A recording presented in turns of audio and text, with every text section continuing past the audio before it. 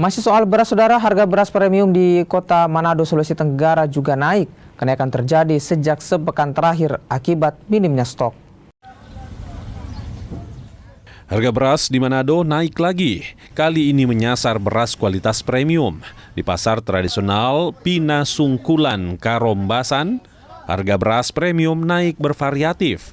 Penyebabnya stok beras yang minim. Beras jenis Membramo misalnya, awalnya dijual 14.000, kini dijual 15.500 per kilogram.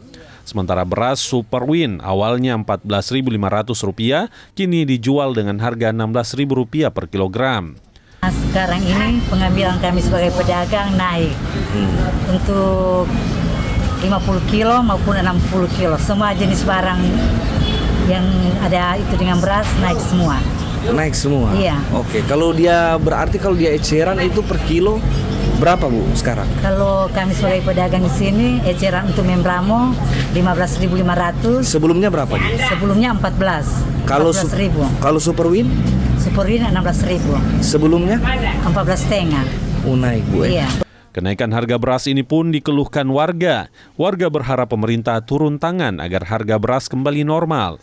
Ikan beras yang terutama. Nah, sekarang beras harga bagaimana? Mahal dong terbuat kita. Apa mau bagaimana?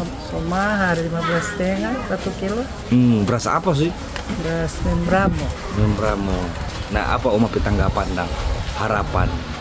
Ya kalau boleh jangan terlalu mahal-mahal ya, ini bahan makanan hari-hari nih kan. Iya. Ya, kebutuhan hari-hari lah. Ya, so 15,5. Nah, Jadi orang sebagai masyarakat ya setengah mati juga hidup begini kalau terlalu mahal ini bahan pokok nah. Bahan pokok tuh jadi setengah mati. Caranya ya kalau kok di bawah harga ya lebih bagus sih. Mari ini di atas begini orang apa mencari apa ini ya?